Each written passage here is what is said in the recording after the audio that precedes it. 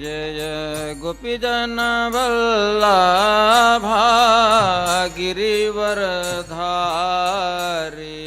जय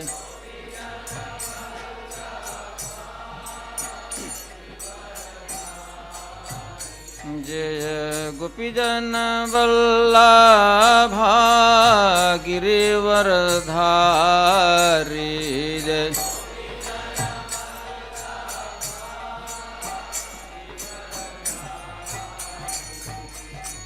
यशोदानंदन व्रज जन रंजन यशोदानंदन यशोदानंदन व्रज जन रंजन यशोदान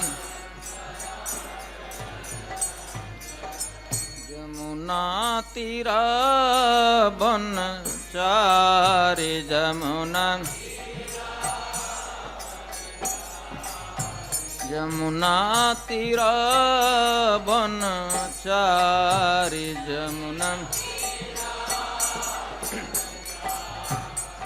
जय राधा माधव कुंज बिहारी जय राधा माधव जय गोपीजन वल्लभा गिरिवरधारी जय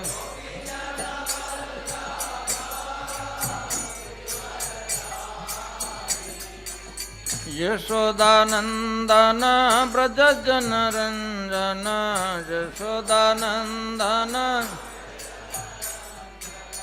यमुना तीरा वन चारि यमुना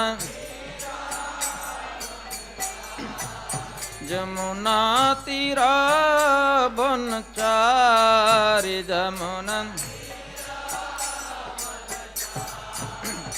जय राधा माधव कुंज बिहारी जरा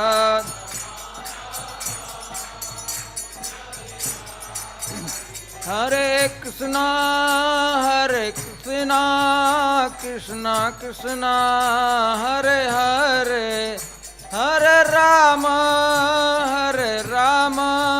राम राम हरे हरे हरे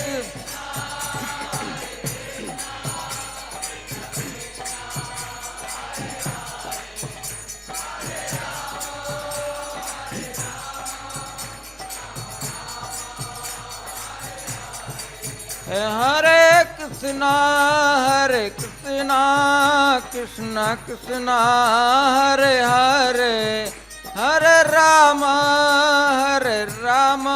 राम राम हरे हरे हरे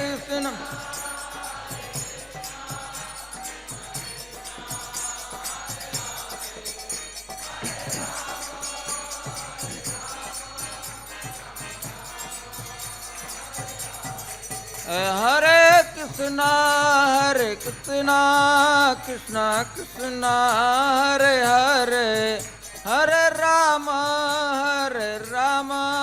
राम राम हरे हरे हरे कृष्ण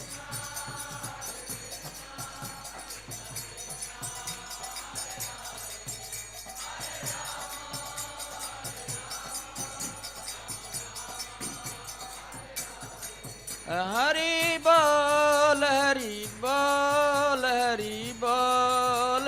बोल निताय गौर हरि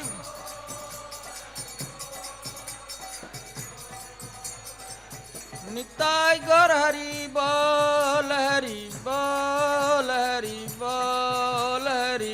निताय गौर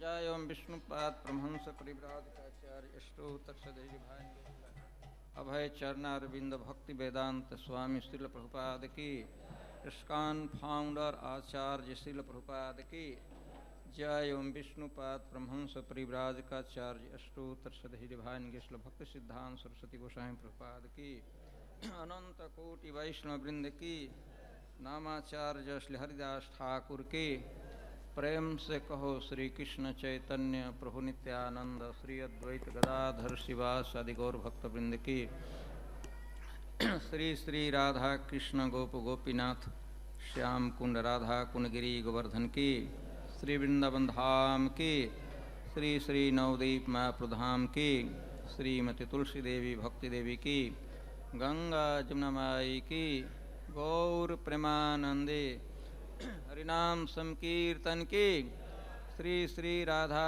पार्थसारथी जी की श्री श्री सीताराम लक्ष्मण हनुमान जी की श्री श्री गौरनिताय की श्रील प्रभुपाद की all glories to assembled devotees, all glories to assembled devotees, all glory to assembled devotees, all glory, all good Guru Garang की जय श्रील प्रभुपाद की।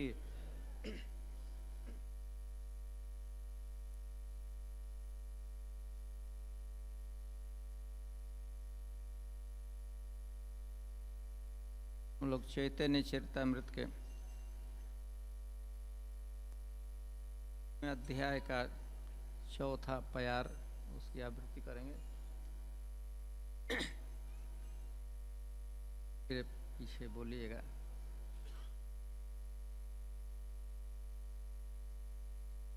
ऐसे अच्छा होता है कि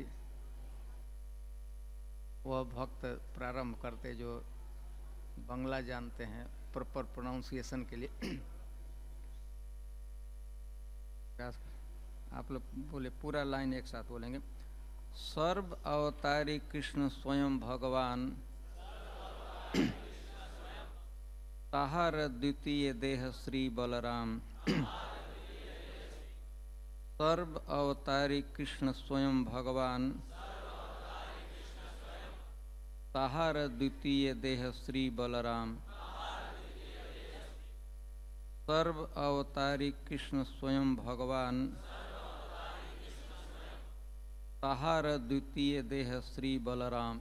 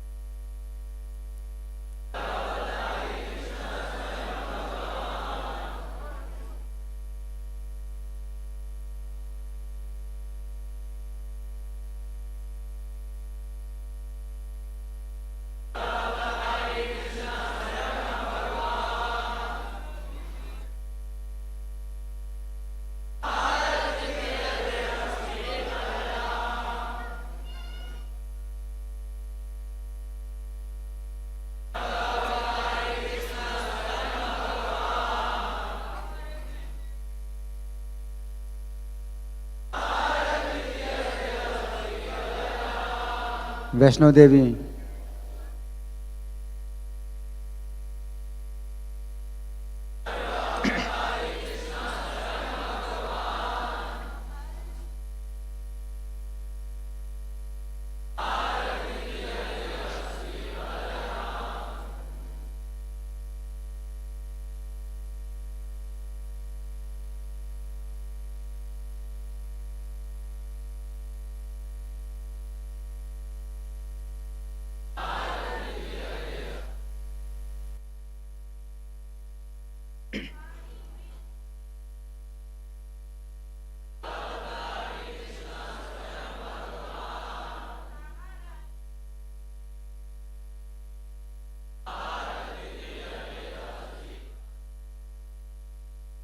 सर्व अवतारी सभी अवतारों के उद्गम कृष्ण भगवान कृष्ण स्वयं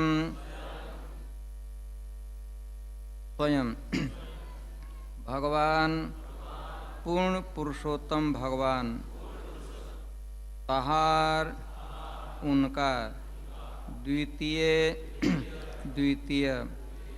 देह शरीर का विस्तार श्री बलराम भगवान बलराम। अनुवाद और तात्पर्य श्री प्रभुपाद जी के द्वारा मैं अनुवाद पढ़ता हूँ, फिर इसके बाद तात्पर्य पढ़ूंगा। पूर्ण पुरुषोत्तम भगवान श्री कृष्ण समस्त अवतारों के स्रोत हैं। भगवान बलराम उनके द्वितीय शरीर हैं। तात्पर्य: भगवान श्री कृष्ण परम भगवान हैं, आदि पुरुष हैं, ईश्वर के मूल स्वरूप हैं और उनके प्रथम विस्तार श्री बलराम हैं। भगवान अपना विस्तार असंख्य रूपों में कर सकते हैं। जिन रूपों में असीम शक्ति होती है वे स्वांश कहलाते हैं और जिनकी शक्ति सीमित होती है वे जीव विभिन्नांश कहलाते हैं। ओम अज्ञानतिमिरान्धस्य ज्ञानाञ्जनशलाकया चक्षुरुन्मीलितं येन तस्मै श्रीगुरवे नमः। श्रीचैतन्यमनोभीष्टं स्थापितं येन भूतले स्वयं रूपः कदा मह्यं ददाति स्वपदान्।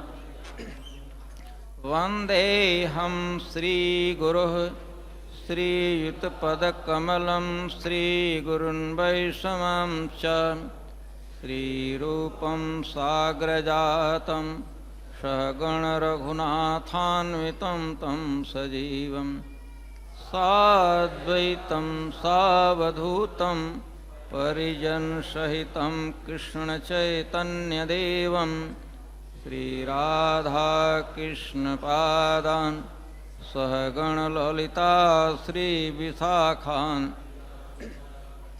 हे कृष्ण करुणा सिंधो दीनबंधो जगत्पते गोपेश गोपिका कांत राधाकांत नमस्तुते। तप्त कांचन गौरांगी राधे वृंदावनेश्वरी वृषभानुसुते देवी प्रणमामि। नमो महावदान्याय कृष्णप्रेम प्रदायते कृष्णाय कृष्णचैतन्य नाम्ने गौरत्विषे नमः।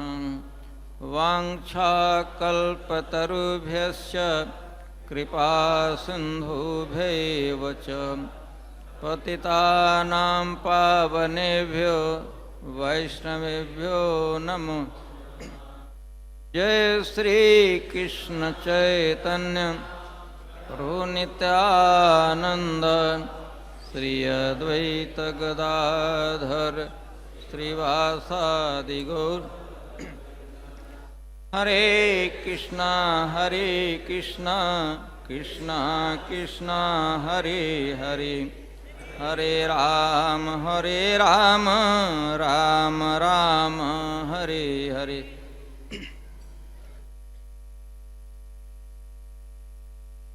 हरे कृष्ण। आज नित्यानंद प्रभु जी का आविर्भाव तिथि है। थोड़ा सा नित्यानंद प्रभु के विषय में उनकी कुछ लीलाओं का सत्र में इसके क्लास में चर्चा करेंगे। कृष्णदास कविराज चैतन्य चरितामृत में एक इसके लिए विशेष चैप्टर ही डेडिकेटेड है। में नित्यानंद प्रभु की महिमा का वर्णन किया गया है। एक अध्याय चैतन्य चरितामृत में है। तो उस अध्याय का प्रारंभ जब कृष्णदास कविराज गोस्वामी करते हैं, वर्णन करना है नित्यानंद प्रभु की महिमा का, उनके ग्लोरी का।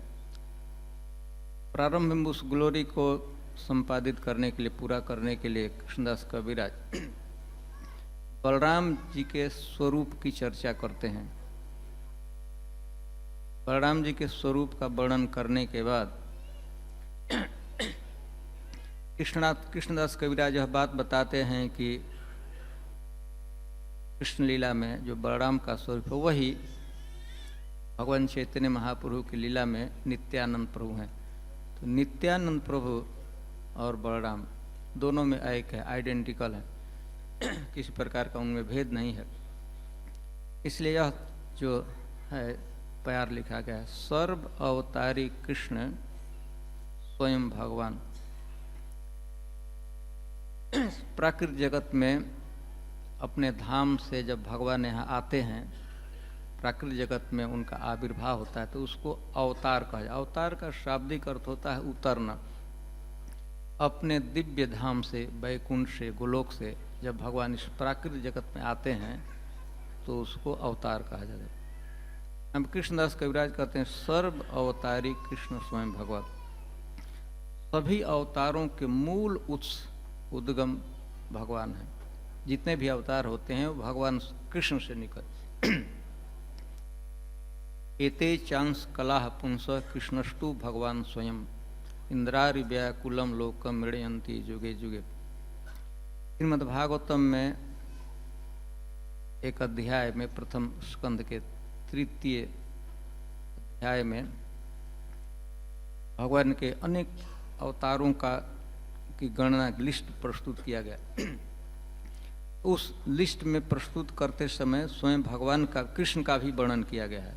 जगृहे पौरुषम रूपम उसमें।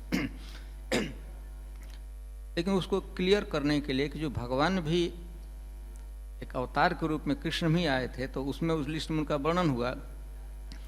लेकिन फिर यहाँ सुत गोस्वामी यह बात कहते हैं कि इसमें जितने अवतार हैं तो कृष्ण हैं, सभी अवतारों के मूल उत्स हैं। इसीलिए वैदिक ग्रंथों में भगवान को अवतार न कह के अवतारी कहा गया। अर्थ यही है कि वो अवतार नहीं है बल्कि उन्हीं से सभी अवतार निकलते। सर्व अवतारी, इसलिए यहाँ पर शब्द का प्रयोग किया गया है कृष्णदास, सर्व अवतारी कृष्ण स्वयं भगवान।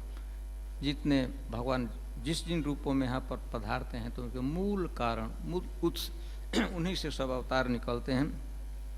सर्व अवतारी कृष्ण स्वयं भगवान तहार द्वितीय देह श्री बलराम। बलराम जी कौन है?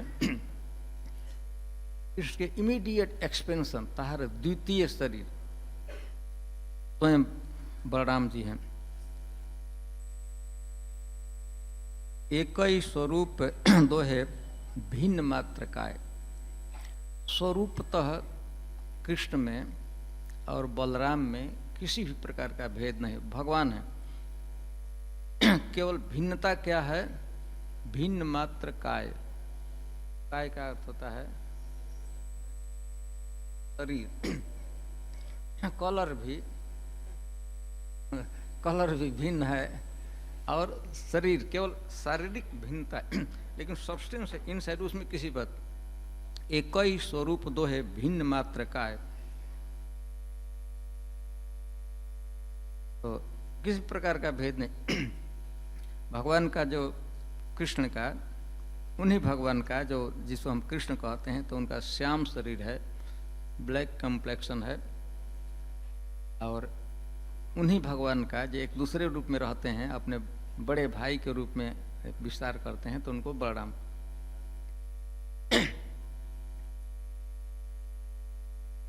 यह प्रश्न लोग पूछते हैं कि कृष्ण में और बलराम में बल की दृष्टिकोण में से कौन बलवान है?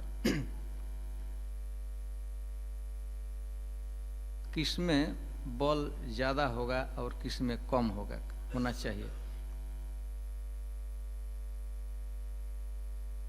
आप लोग क्या कहना चाहेंगे? दो बच्चे लड़ते हैं तो बलराम और कृष्ण लड़ेंगे, कौन विजयी होगा और कौन पराजित होगा? किसको विजयी होना चाहिए, किसको पराजित होना चाहिए? नहीं, वो तो करना है, किसी को पराजित करना हाँ ठीक है, यह कृष्ण कांसस उत्तर यही है। आप अच्छा बात प्रभु जी बता रहे हैं, कृष्ण को पराजित होना चाहिए लीला में। छोटे भाई हैं, वो बड़े भाई हैं, तो बड़ा भाई तो बलवान होगा ही ना। तो यह बहुत बढ़िया कृष्ण कांसस विचारधारा, आइडियोलॉजी यह है। कृष्ण भावना भावित विचार है, भक्ति में विचार है कि कृष्ण को पराजित होना चाहिए, और कृष्ण पराजित होते भी हैं, बलराम जी रक्षा करते। तो भगवान कृष्ण स्वयं अवतारी हैं और उनके इमीडिएट एक्सपेंशन हैं बलराम जी। बलराम जी और कृष्ण में किसी प्रकार का भेद नहीं है, लेकिन फिर भी बलराम जी एक स्वरूप से, बलराम से तो उनकी सेवा करते हैं पर्सनल सेवा में रहते हैं, लेकिन फिर उनकी कुछ अपना विस्तार बलराम जी करते हैं, और उस विस्तार के साथ उनके दूसरे रूप होते हैं, तो उससे भगवान की आज्ञा का पालन करते हैं। भगवान का पर्सनल सेवा है, लीला में सहायता है, यह व्यक्तिगत रूप से, प्लस उनके कुछ आज्ञाएं भी हैं। सृष्टि पालन संहार्य करना है, तो सृष्टि कार्य बलराम जी करते हैं। बलराम रूप से अपने विस्तार करते हैं, 4 रूपों में बलराम जी विस्तार करके, एक रूप से स्वयं रूप से तो भगवान की लीला में हैं, साथ में हैं, कृष्ण की सेवा करते हैं, कृष्ण का संरक्षण करते हैं, और अपना विस्तार के भगवान की कुछ आज्ञा है, विशेषकर सृष्टि कार्य है, सृष्टि का संचालन है, क्रिएशन है। महासंकर्षण के रूप में गर्भोदकशाई विष्णु के रूप में, क्षीरोदकशाई विष्णु के रूप में, कारणोदकशाई गर्भोदक क्षीरो, इस रूप में बलराम जी ही अपना विस्तार करके भगवान की आज्ञा का पालन करते हैं, उनकी सेवा। और अंत में कृष्णदास कविराज इसी अवसर पर बताते हैं कि कृष्ण लीला में जो बलराम जी की स्थिति है, जो बलराम जी का स्वरूप है, भगवान चैतन्य महाप्रभु की लीला में नित्यानंद पर हुआ ही इसी प्रकार। तो सृष्टि इत्यादि कार्य होता है, ये बलराम जी का कार्य है। चैतन्य महाप्रभु सृष्टि नहीं करते, कृष्ण सृष्टि नहीं करते, उन्हें कहा कि विस्तार बलराम नित्यानंद के रूप में और सब सेवा।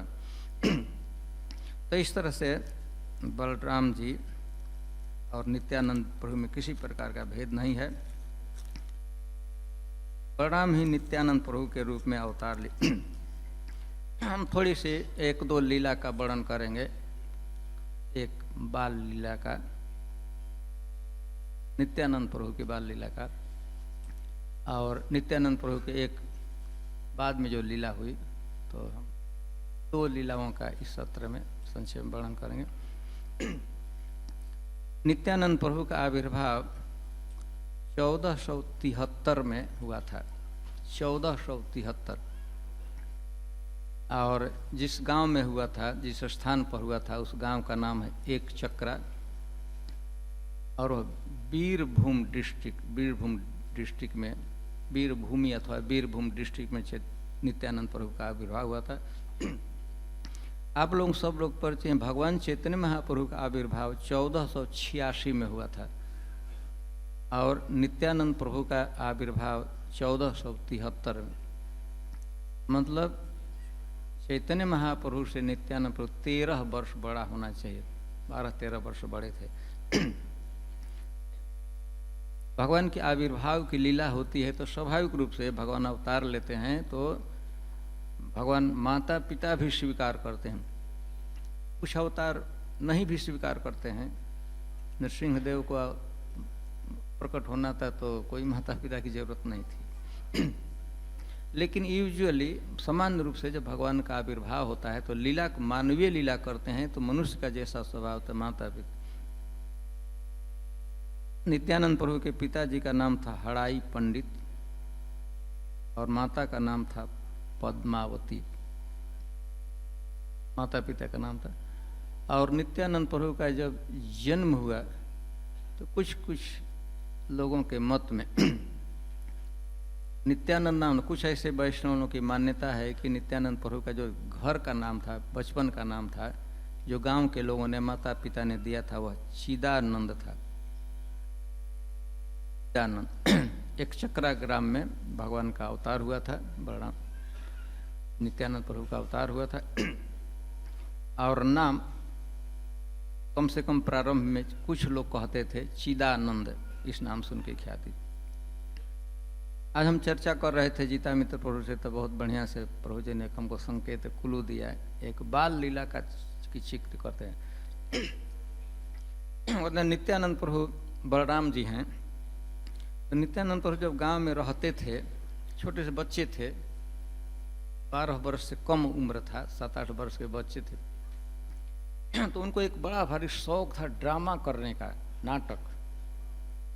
स्टेज पर नहीं, जब बच्चों को इकट्ठा कर लेते थे पढ़ाई के समय, जब थोड़ा बीच में गैप होता है ना, इंटरवल होता है, घंटे 2 घंटे का समय मिलता है खेलने के लिए, तो वहीं पर गांव के नज़दीक में बालू पर बच्चों को इकट्ठा कर लेते थे और नाटक करते थे, ड्रामा करते थे। तो जो भी लीला वो करते थे, ड्रामा करते थे, तो उसमें प्रायः वह किसका पाठ लेते थे? या तो बलराम का पाठ लेंगे, अन्यथा बलराम का नहीं तो लक्ष्मण का। लक्ष्मण कोई रामलीला का वर्णन करना है तो वो बन जाए, खुद वो बनेगा और दूसरों को पाठ को बांट देंगे। किसी भी लीला के लोग डायरेक्टर कहते हैं ना, स्वयं रहते थे पाठ बांटना, उनको डायलॉग भी बताना, वो लिख कर दे देना कि तुमको क्या बोलना है, किसको सब बता देते। ट्रेनिंग देते कैसे करना है। एक दिन की बात है, पाठशाला में सभी बच्चे पढ़ रहे थे, बीच में जो गैप होता है ना, इंटरवल होता है घंटे 2 घंटे के लिए, क्या कहते हैं, ब्रेक टाइम, कहीं कहीं आधा घंटे का, कहीं 1 घंटे का। तो गांव का स्कूल था, थोड़ा ज़्यादा ही, चलो शिक्षक टीचर लोग बैठे हो। तो उस दिन नित्यानंद प्रभु कहे कि आज हम लोग भाई रामलीला का प्रदर्शन करेंगे। सब लोग बालू पर गांव के सभी बच्चे इकट्ठे स्कूल से। तो उसमें पाठ, जैसा कि डायरेक्टर थे तो बांट दिए क्या क्या बोलना है, पूरा इंस्ट्रक्शन दे देते थे, क्या करना है, पूरा ट्रेनिंग देते थे। तो उस दिन वो रामायण में, रामलीला में एक प्रसिद्ध उपाख्यान है कि एक बार रावण अथवा उसका कोई ईश्वर से सभी लोगों को मूर्छित कर दिया था, इंक्लूडिंग लक्ष्मण को भी। शक्ति बाण लक्ष्मण को लगे, लक्ष्मण मूर्छित हो गए थे। कथानक भाग से आप परिचित हैं, लक्ष्मण जी को शक्ति बाण लग गया, लक्ष्मण जी मूर्छित होकर गिर पड़े। क्या रामायण में कथा है। तो वहां पर गिर पड़े तो युद्ध में घायल हो गए, चेतना विहीन मूर्छित हो गए हैं, कैसे उपचार किया जाए। वहीं पर जो रावण का वैद्य था, प्रसिद्ध वैद्य, आयुर्वेद शास्त्र का ज्ञाता, अपने होटल से भी बढ़िया वैद्य था।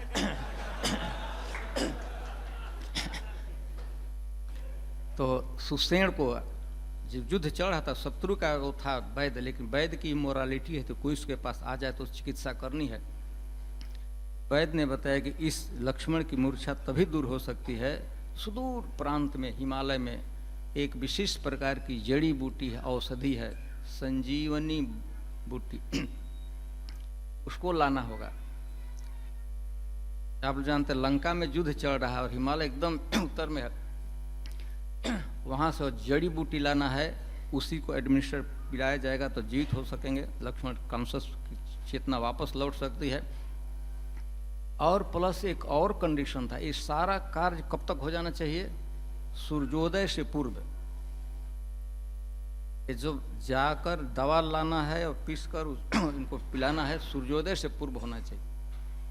कहीं सूर्योदय हो गया तो लक्ष्मण की जिंदगी नहीं बचेगी। तो हनुमान जी गए थे और हनुमान लाए थे संजीवन, तो पहचान नहीं सके, नहीं जानते थे, तो पूरा पहाड़ लाए थे, उसमें से वैद्य ने कलेक्ट कर लिया कि यह, उसको लेकर पीसकर। थीम यही था ड्रामा का, स्टोरी पार्ट यह था, इसी को नित्यानंद प्रभु के डायरेक्शन में डिस्प्ले करना था एक लिमिटेड समय में, जो इंटरवल होता है स्कूल का। सब नित्यानंद प्रभु पाठ बांट दे, कोई हनुमान जी बन गया, कोई रावण बन गया, कोई मेघनाथ बन गया, लक्ष्मण तो खुद ही बने थे, कोई जामवान भी कोई बने होंगे, अंगद, सुग्रीव, जिसको नित्यानंद बांट दिया। ड्रामा चालू हुआ, निर्विघ्न बढ़िया से चल रहा था। तो उसी ड्रामा के क्रम में वह स्थिति आई कि रावण ने अथवा जिस व्यक्ति ने शक्ति बाण प्रयोग किया, मारा, बाण मारा, नाटक में नित्यानंद प्रभु को लगी और नित्यानंद प्रभु मूर्छित हो गए। लक्ष्मण बने थे, लक्ष्मण को गिरना है, मूर्छित। तो जो राम जिसको पाठ दे, जिस बच्चे को राम क्या किया, वह इनको गोद में, उनका सिर गोद में ले लिया और रोदन करने लगा। राम का पाठ करने वाला बालक रो रहा है, नित्यानंद प्रभु का सिर उसके गोद में है। अभी तक यहीं तक लीला हुई थी, तब तक वो घंटी बजी। बजे अब सब लड़के छोड़ छाड़ कर जो जहाँ था हनुमान वो तो ऐसे वो कोई भेष नहीं बनाए थे, जाकर अपने क्लास में बैठ गए। क्लास चालू हुआ और नित्यानंद प्रभु वैसे ही मूर्छित ही रह गए। इतना विहीन शरीर वहाँ पर स्कूल में जब टीचर देखने लगा, हाजिरी लगे कौन का है, तो नित्यानंद गायब है, बच्चीदानंद जो कुछ उनका नाम होगा गायब है। कहाँ है तो अगर वो क्यों नहीं आए, तो किसी को टीचर कह जाओ उसको भी बुला लो। क्लास चालू है, वो जब बच्चा गया तो नित्यानंद तो मूर्छित पड़े हुए हैं, एकदम चेतना, जीवन का कोई संचार नहीं, श्वास नहीं चल रहा है, एकदम मूर्छित अवस्था में। तो मैंने देख कर, वह दृश्य देख कर रोने लगा। लड़का मित्र था, अपना प्रिय मित्र, अपने प्राणों से भी लाख गुना ज्यादा उसे प्रेम करते थे सब बच्चे नित्यानंद प्रभु से, गांव के जितने बच्चे। और जैसे तैसे अपने को संभाल सका। वह भी लगता था कि वही मूर्छित हो जाएगा, लेकिन जैसे तो वो संभाला, रोते हुए कम से कम इन्फॉर्म करना। स्कूल में आया, स्कूल में जब बताया तो स्कूल के सभी लोग, टीचर, शिक्षक लोग थे, शिक्षक भी तो नित्यानंद प्रभु का इतना कमनीय सुंदर रूप था जिसकी हम लोग कल्पना नहीं कर सकते हैं। सुशील लड़का, सर एक तरह से बढ़िया। उसको कुछ हो गया, शिक्षक टीचर लोग भी आ गए, सभी विद्यालय के लड़के आ गए और जगाने का प्रयास कर रहे हैं नित्यानंद प्रभु, जग ही नहीं रहे, मूर्छित है। हालांकि सब लोग रोने लगे, सभी छात्र रोने, उनके मित्र रोने लगे, शिक्षक रोने लगे, गांव के लोग सब लोग जुट गए। माता पिता आ गए, हड़ाई पंडित, पद्मावती आ गई, बच्चा हमारा मर गया, कुछ हुआ। तो बड़ा पूरे गांव में शोक बदल गया। पूरा गांव रो रहा था, सब कुछ रोने लगे। उसी समय एक वृद्ध व्यक्ति आए वहां पर, वो भी उसी में आए थे। तो जानने का प्रयास, उन्हें पूछा कि आखिर ऐसा हुआ क्या हो गया कि ऐसे अवस्था के। तो जो बच्चे बताए कि हम लोग ड्रामा कर रहे थे, तो सारा बात बता दे कि इस स्टेज पर पहुंचे, घंटी बज गई, हम लोग चले गए। तो वो व्यक्ति में, अच्छा सुनो राम कौन बना था, राम लड़का, तुम रो ऐसा पकड़ लो, उनका रखो। और उन्होंने बताया हनुमान कौन बना था, तो हनुमान वो लड़का आगे मैं हूँ। तो नाटक में नित्यानंद प्रभु क्या तुमको बताया था कि मूर्छित होंगे, क्या करना है, तो उसे तो वैसे ही रूप में वो गया। अब नाटक करना है पूरा कर। नित्यानंद प्रभु राम के गोद में सिर रख कर रो रहे हैं, अथवा लक्ष्मण राम के गोद में सिर रखे हैं, राम जी रो रहे हैं। हनुमान जी बना था, लड़का गए कहीं दौड़ कर बाजू से, अब हिमालय जाने की जरूरत नहीं थी, वहीं से एक थोड़ा सा पत्थर लाया, थोड़ा घास लाया, और घास लिया को सुषेण वैद्य को दिया, जो वैद्य बना उसको बैठा दिए, वैद्य जो बना है। और इसके बाद वैद्य ने ऐसे पीसे है ना ड्रामा में, और लक्ष्मण जी के, और डालते ही लक्ष्मण एकदम से बैठ गए और नित्यानंद बैठ। ऐसा लगा कि कुछ हुआ ही नहीं है एकदम। तो यह है कि भगवान नित्यानंद जी का बचपन में लीला हुई थी। इसके बाद बचपन में यह घटना घटी थी कि लगभग वो 12 वर्ष के थे। उनके गांव में एक साधु आए, महात्मा आए, फकीर सन्यासी, और इन्हीं के गेस्ट बने, इन्हीं के घर पर रुके, पिताजी के घर पर, हड़ाई पंडित के घर पर। तो उन्होंने बहुत सेवा करना चाहते हैं, कोई भी गृहस्थ साधु महात्मा एक सेवा करना चाहता है, तो खूब उत्साह में आप कुछ सेवा ले लीजिए, हमारा जन्म कृतार्थ हो जाएगा, मेरा घर सफल हो जाएगा, मेरा धन पवित्र हो जाएगा, कुछ हमसे सेवा ले लीजिए। तो साधु पहले तो रिलक्टेंट थे, उनको क्या सेवा की जरूरत है, लेकिन इधर से बहुत आग्रह हो रहा था। तो महात्मा ने बताया कि ठीक है, ये आप सेवा करना चाहते हैं तो मैं अकेला भ्रमण करता हूँ, तीर्थ यात्रा, तीर्थ में असिस्टेंट की जरूरत होती है। साधु महात्मा तो अपना बच्चा है, हमको दे दीजिए। तब तो ऐसा मतलब कि शायद हड़ाई पंडित का कोई प्राण खींच लेता है तो उतना दुख नहीं होता जितना इस दुख हुआ कि बच्चा चले। भगवान के एसोसिएशन, भगवान है नित्यानंद प्रभु से एकदम सुनकर बहुत दुखी हुए। लेकिन उस आज्ञा का क्योंकि डर भी था कि यदि मैं नहीं देता हूँ तो साधु साप उप दे देगा, लड़का भी मर जाएगा, हम कम से कम दूसरा भी साधु भी बन जाएगा तो जीवित तो रहेगा। तो अपने हृदय पर, अपने छाती पर पत्थर रहकर दान दे। तो नित्यानंद प्रभु लगभग 12 वर्ष की अवस्था में उस महात्मा के साथ निकल गए। वो साधु कौन थे, उसके आइडेंटिटी के विषय में थोड़ा सा मतभेद भी है। कुछ कहते हैं, कुछ लोग तो यह भी कह देते हैं कि वो विश्वरूप ही थे, चैतन्य महाप्रभु के बड़े भाई। लेकिन जो भी हो, वो महात्मा के साथ निकल गए। और श्री श्री राधा पारसारथी जी की, श्री श्री सीताराम लक्ष्मण हनुमान जी की, श्री श्री गौर निताई की। फिर उनका प्रचलित नाम, ऐसा कुछ लोगों की मान्यता है कि महात्मा ने दीक्षा दिया और उनका नाम नित्यानंद हो गया, चिदानंद से नित्यानंद का नाम हो गया। ये और दीक्षा कैसे, किस क्रम से वो दोनों महात्मा भिन्न भिन्न दिशाओं में चले गए। फिर नित्यानंद प्रभु एकदम अकेले हो गए, अकेले तीर्थों का भ्रमण करते करते नित्यानंद प्रभु जो वृंदावन में आए तो उनको वृंदावन की लीला स्थलियों को देखकर उनका बलराम के रूप में आवेश होने लगा और कृष्ण के लिए उनका विरह उत्पन्न होने लगा, कृष्ण कहाँ हैं। तो उनका आभास मिला कि मेरे छोटे भाई कृष्ण नवद्वीप में हैं, अवतार लिए हैं और लीला कर रहे हैं। तो नित्यानंद प्रभु बड़े विह्वल होकर वृंदावन से नवद्वीप की यात्रा की। नवद्वीप में जब नित्यानंद प्रभु वहाँ पहुँचे तो डायरेक्ट चैतन्य महाप्रभु के पास नहीं गए।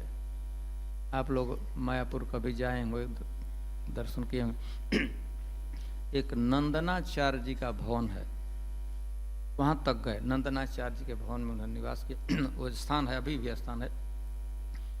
और थोड़ा उन्होंने तो था मान जैसा हुआ कि मैं इतना दूर तक आया हूँ, अब नहीं जाऊँगा। अब यदि उनको ज़रूरत है तो हमारे पास भगवान को आना, कृष्ण को हमारे पास आना चाहिए। तो इन्होंने किसी बताया नहीं, लेकिन अंदर से ही अब तो होता है, मान कहते हैं ना, अब इतना तो मैं चला, अब नहीं जाऊँगा, उनको हमारी जरूरत है, वो खुद आए। ये बताया नहीं था। लेकिन एक दिन चैतन्य महाप्रभु भक्तों से कहे, चैतन्य महाप्रभु जन्म स्थान जहाँ सची माता जी का गांव आंगन था, वहाँ से चैतन्य महाप्रभु अपने सभी पारिकरों के साथ आए और चैतन्य महाप्रभु का और नित्यानंद प्रभु का प्रथम मिलन नंदनाचार्य जी के भवन में, आप लोग उस स्थान का दर्शन, प्रथम मिलन हुआ। इसके बाद चैतन्य महाप्रभु के प्रचार कर्म में मोस्ट कॉन्फिडेंशियल, सबसे अतरंग पार्षदों में ये हुए। और चैतन्य महाप्रभु ने इनको, नित्यानंद प्रभु ने बड़े भाई के रूप में स्वीकार किया। और इस तरह वहाँ लीला, तो लीला के क्रम में आप लोग जानते हैं एक विशिष्ट लीला हुई बहुत सी है, लेकिन वहाँ पर नवद्वीप में मायापुर में चैतन्य महाप्रभु डिप्यूट किए थे प्रचार कार्य में। तो प्रचार कार्य में हरिदास ठाकुर, हरिदास जी और नित्यानंद प्रभु एक साथ जाए थे, पार्टनर थे प्रचार के। उसी क्रम में इन्होंने जगाई मधाई का उद्धार किया था। कथा आप लोग परिचित हैं, बढ़िया से परिचित हैं। जगाई मधाई धामवासी थे, नवद्वीप में मायापुर में निवास था। जन्म से ब्राह्मण थे, बाई बर्थ उच्च ब्राह्मण परिवार में जन्म। नाम भी बहुत बढ़िया माता पिता ने दिया था, जगन्नाथ और माधव। अच्छा नाम है जगन्नाथ। इनके विषय में ऐसा इसी मान्यता है कि ऐसा कोई भी पाप नहीं था जो आप सोच सकते हैं, उन्होंने नहीं किया। मूर्तिमान पापी नहीं थे, पाप ही थे। ये कहे कि पाप ही एक पर्सनिफाइड हो गया है, दोनों थे। तो एक प्रचार कार्य में जा रहे थे, तो प्रथम इंसिडेंट में हुआ, जब जा रहे थे तो गांव वाले बताए कि आप ठीक है प्रचार करना चाहिए, लेकिन उस डायरेक्शन में मत जाइए। आपको साहब बहुत सा दुनिया भरी पड़ी, उधर ही क्या जाने की जरूरत है। लेकिन अब नित्यानंद प्रभु अवधूत हैं, भगवान की आज्ञा है सबका उद्धार करना। उधर ही चले गए प्रथम। तो जिम ही उन्होंने देखा है, लोग कह रहे थे कि आप कृष्ण भगवान की भक्ति करो, कृष्ण का उच्चारण करो, हरे कृष्ण बोलो। ऐसा वो लोग जो सुने प्रथम बार जगाई और मधाई, तो वो शब्द की चेतन देखिए, नित्यानंद प्रभु हरे कृष्ण महामंत्र का गान कर रहे हैं, उपदेश कर। लेकिन उन लोगों को ऐसा लगा वह शब्द नित्यानंद प्रभु हरिदास जी का, ऐसा है कि उनके कान में कोई सर्प घुस गया। तो टोलरेट ने तुरंत दौड़े, अब दूसरा कुछ नहीं था, एकदम प्राण दंड ही देना चाहते, मारना ही है, इतना अपराध हमारा कर दिया, शब्द ढुका प्रवेश करा दिया। मारने के लिए दौड़े, लेकिन नित्यानंद प्रभु और जैसे बहुत इनमें ताकत तो थी, बड़ाम है, बहुत ताकत थी, भाग गए, एकदम भाग कर चले गए। तो ये लोग बहुत देर तक पीछा किए, इसके बाद पता नहीं लगा तो भाग गए। फिर वहां पर इष्टगोष्ठी हुई, ऐसी ऐसी घटना घटी। चैतन्य महाप्रभु का आग्रह है कि हम नहीं, कुछ भी हो, कितना भी पाप या कुछ तो उद्धार करना ही है। तो द्वितीय बार नित्यानंद प्रभु हरिदास पुनः गए, उपदेश देने का प्रयास कर ही रहे थे। अभी तो मिलन हुआ था, तब तक वो टोलरेट नहीं कर सके। जगाई मधाई, उसमें मधाई ने, शराब पीते हैं तो इस समय तो दूसरा कुछ रखते हैं, पहले मिट्टी का पात्र रखा जाए उसी में। और वो थोड़ा नहीं पीते, बड़ा बड़ा, तो उनके पास काफी मशहूर। अब यह कि आप कृष्ण बोलो और भक्ति करो, इतना वो बर्दाश्त नहीं किया, लिया वो जो वो पात्र, उसमें बहुत सा और भी रहा भी हो, बचा और सीधे सिर पर मार। नित्यानंद प्रभु एकदम लथपथ, शरीर फूट गया। घड़ा तो फूट ही गया, लेकिन घड़ा के फूटने के साथ चैतन्य महाप्रभु का सिर भी फूट गया, उसमें रक्त की धारा, लथपथ पूरा रक्त रंजित हो गया उनका शरीर। और तो बड़ी भारी घटना घटी। नित्यानंद प्रभु को, बलराम जी को किसी ने इतना भारी पनिशमेंट दे दिया, मार दिया। और कुछ बहुत अपराध नहीं किए थे, ऐसा नहीं था बहुत अपराध किए थे, कुछ न मार। खबर चैतन्य महाप्रभु के पास गई। चैतन्य महाप्रभु एकदम इमीडिएटली, और नित्यानंद प्रभु को किसने अपराध किया, भक्त का अपराध, एकदम चक्र का आह्वान, सुदर्शन चक्र का आह्वान किए, बस समाप्त कर देना है लीला उसका। और सुदर्शन चक्र चैतन्य महाप्रभु हाथ में आ भी गया, रेडी, कोई भी आज्ञा का पालन। नित्यानंद प्रभु देखे कि अब तो मतलब कि जगाई मधाई का तो सफाया हो जाएगा। नित्यानंद प्रभु तुरंत चैतन्य महाप्रभु के पैर पर ग्रैब कर ले, पकड़ के एकदम कहने लगे, चेष्टाएं भी किए कि ना ये नहीं करना है, यह तो आपने बहुत बार किया हुआ है, आप आदत है फिर भी है, लेकिन वो आदत छोड़ना। यह इस बार आपका अधिकार नहीं, आपका अनधिकार चेष्टा है कि आप अस्त्र उठा ही नहीं सकते, यह अवतार इसलिए हुआ नहीं। और नित्यानंद प्रभु के वो अपराध मधाई ने किया है, लेकिन कितना जगन्नाथ ने उनको बचाया है। अब इतना सुनते हैं कि जगन्नाथ हमारे प्रिय पार्षद नित्यानंद प्रभु की रक्षा किया है, चैतन्य महाप्रभु इतना ही सुने कि जगन्नाथ ने, जगाई ने प्रोटेक्ट किया है, और भी वो मारने ही जा रहा था, और भी एक बार में थोड़ा और भी मारने ही जा रहा था, तो जगन्नाथ था, जगाई था, वो मना किया था उसको, मधाई को, माधव को। तो यह जो चैतन्य महाप्रभु को पता लगा कि जगन्नाथ ने, जगाई ने चैतन्य महाप्रभु को रक्षा की है, एकदम चैतन्य महाप्रभु उठे और उसे गोद में भर लिए, गले लगा लिए, एम्ब्रेस कर लिए चैतन्य महाप्रभु। और उतना मोर देन इनफ था उसके लिए। जो कृष्ण प्रेम की चरम अवस्था होती है शुद्ध, जिसे spontaneous attraction for Krishna, Krishna के जो कृष्ण प्रेम जो अष्ट सात्विक विकार उसके शरीर में प्रकट हो गया, इमीडिएटली वह भी, मधाई भी, वो भी भगवान चैतन्य महाप्रभु का चरण पकड़ लिया। इस तरह से उद्धार हुआ, नित्यानंद प्रभु के आग्रह से जगाई मधाई का उद्धार हुआ। उद्धार को उस स्पॉट पर सभी जगह परिक्रमा में जाते हैं तो लीला का वर्णन किया जाता है कि उद्धार होने के बाद सब अपने अपने घर गए, जगाई मधाई घर नहीं गए।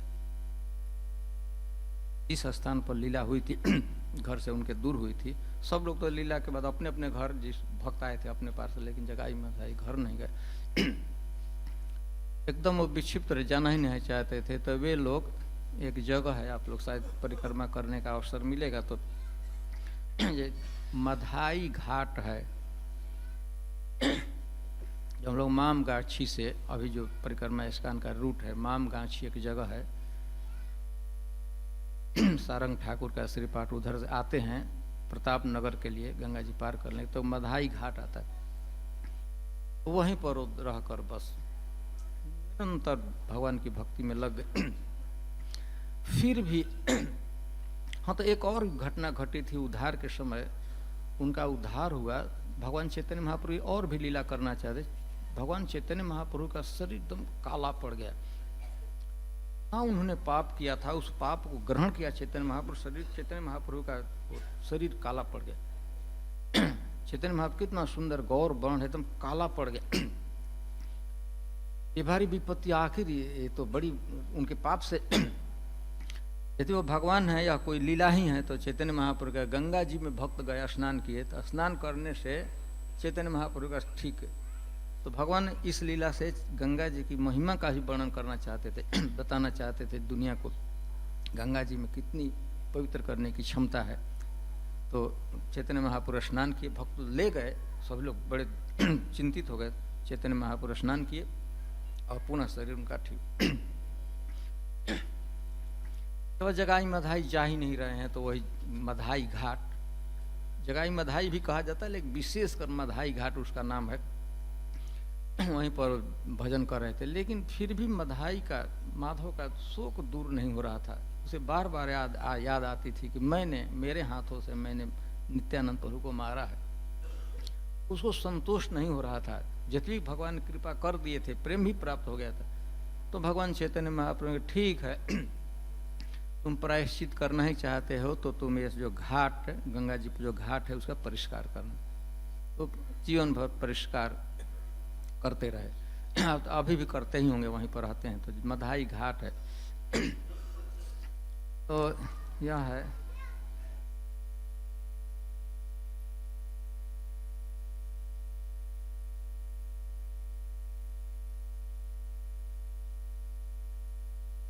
चैतन्य महाप्रभु संन्यास लेकर जब जगन्नाथपुरी जा रहे थे, कथा आप लोग जानते हैं, कैसे चैतन्य महाप्रभु संन्यास लिए कटवा में, फिर वो आए अद्वैताचार्य जी के घर शांतिपुर में, वहाँ सची माता भी आ गई। चैतन्य महाप्रभु संन्यास लेने के बाद उनकी इच्छा थी, आ रहे थे वृंदावन, लेकिन सभी भक्त, सब लोग तो चाहते थे कि चैतन्य महाप्रभु संन्यास वापस करें, फिर घर पर रहें। लेकिन चैतन्य महाप्रभु तैयार नहीं, तो सभी भक्त यह निर्णय किए कि यदि सच्ची माँ कह देगी, माँ की आज्ञा का उल्लंघन नहीं करेंगे, संन्यास छोड़कर फिर चैतन्य महाप्रभु यहीं रहेंगे, घर पर आ जाएंगे, गृहस्थ जीवन स्वीकार। यह काम दिया गया। सोच रहे एक दूसरे कहने से तो चैतन्य महाप्रभु मानेंगे नहीं, लेकिन माँ कह देगी तो सची माँ को तैयार कर लिए, तुम कह दो। उसे सामने भाड़ी सची माँ आई शांतिपुर में इनके घर पर।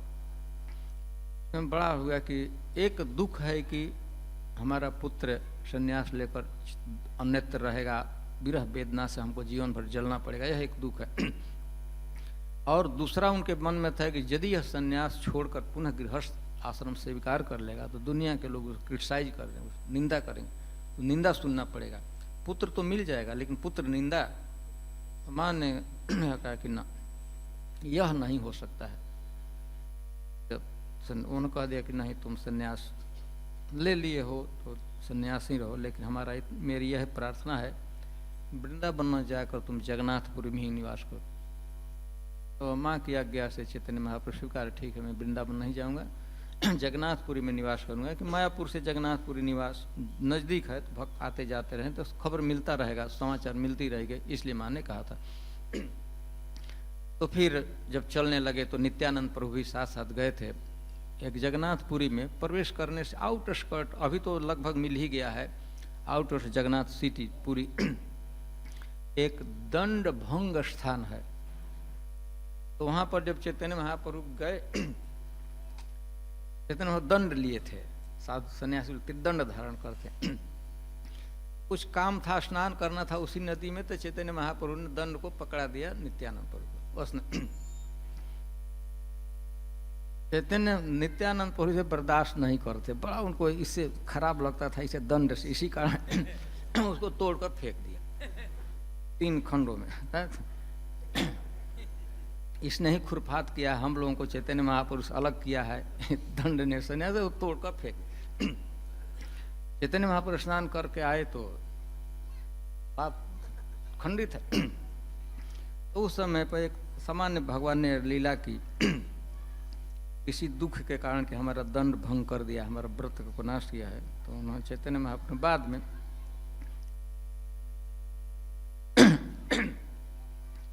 जाओ गृहस्थ आश्रम में तुम रहो, संन्यास से इतना घृणा है, तुमको द्वेष है, तो तुम डिजर्व करते हो गृहस्थ बन। सन्यासी से हेट नहीं करना चाहिए, तो श्राप लग जाएगा। तो नित्यानंद प्रभु गृहस्थ आश्रम भी स्वीकार किए थे।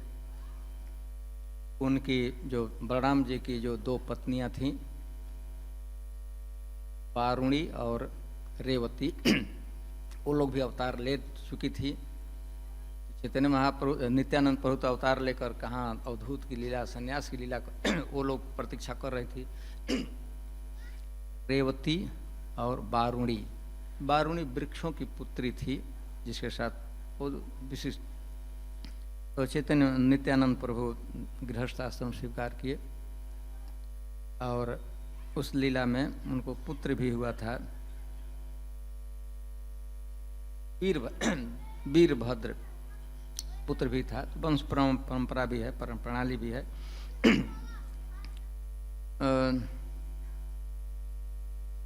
वसुधा और जाह्नवी 2 उनकी जो पत्नियां थीं, और पुत्र का भी नाम वीरभद्र। लगभग नित्यानंद प्रभु 68 ईयर्स तक लीला किए पृथ्वी पर। फिर उनका अपनी लीला को स्मरण करके अपने धाम में चले गए। और यह लीला होती 1541 में।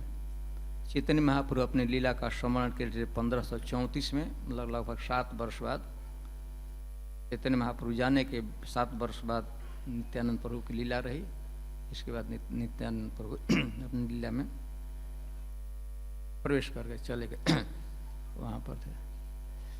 तो हमारे सामने घड़ी है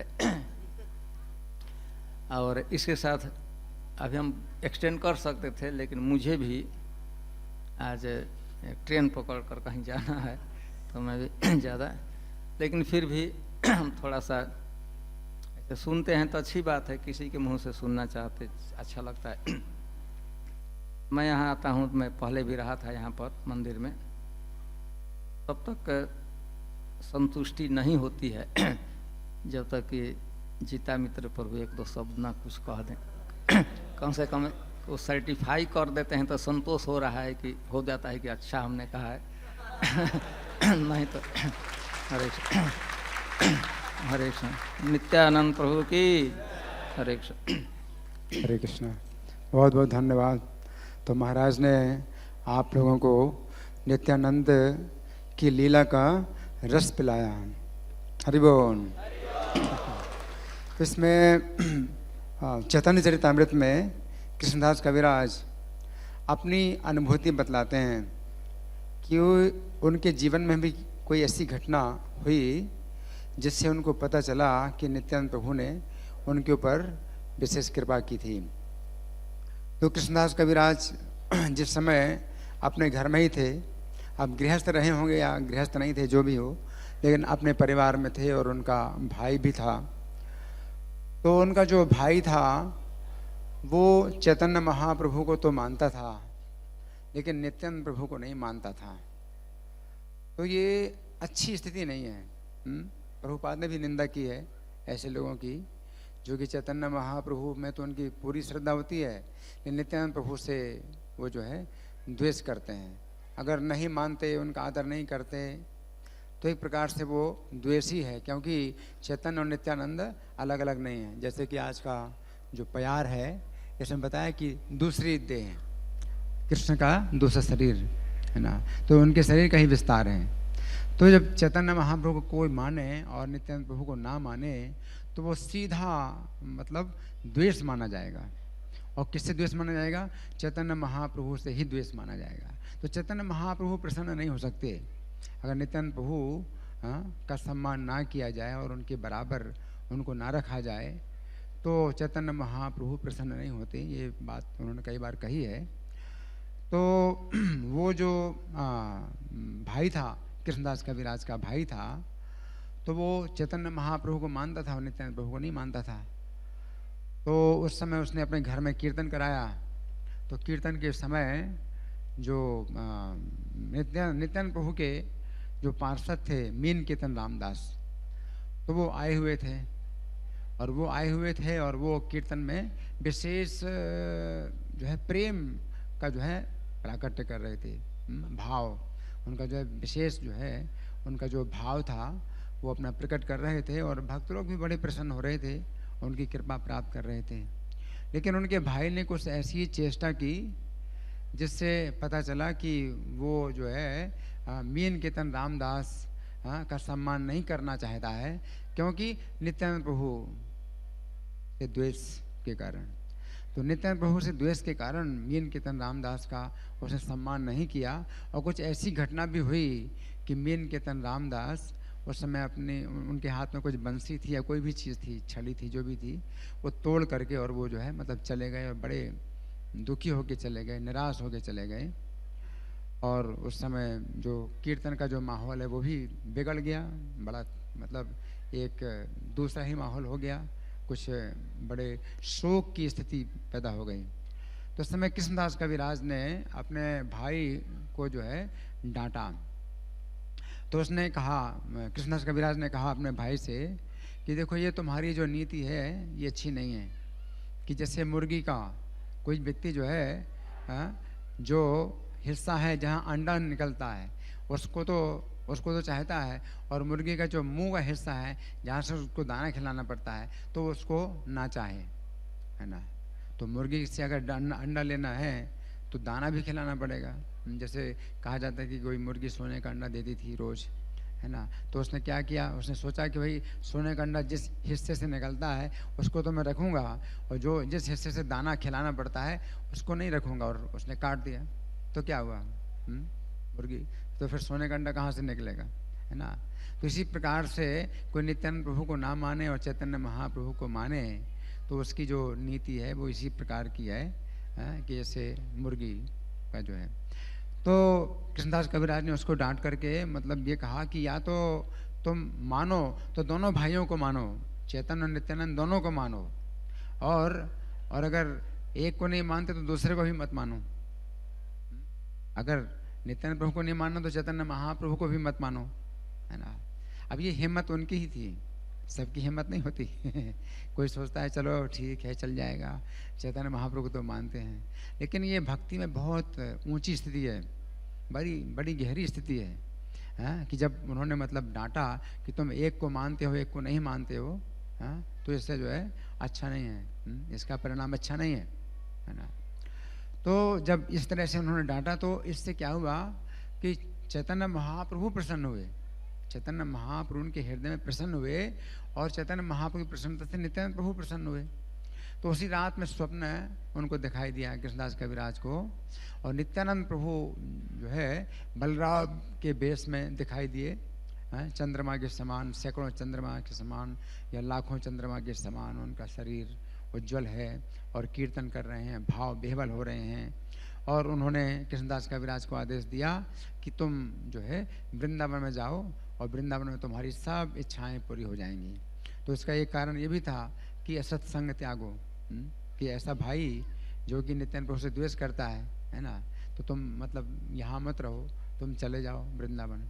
तो कृष्णदास कविराज को स्वप्न में नित्यानंद प्रभु ने बलराम के रूप में आदेश दिया कि तुम वृंदावन चले जाओ।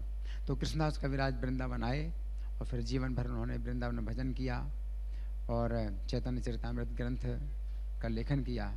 तो उन्होंने स्वयं नित्यानंद प्रभु की महिमा में ये जो अपनी जीवन की घटना है वो बतलाई। हाँ, और नित्यानंद प्रभु जब बच्चों के साथ खेलते थे तो महाराज ने ये घटना बतलाई कि जब लक्ष्मण का जो अभिनय करते थे तो उस समय क्या हुआ था कि वो मूर्छित हो गए थे। तो इसके अलावा और भी लीलाएं करते थे।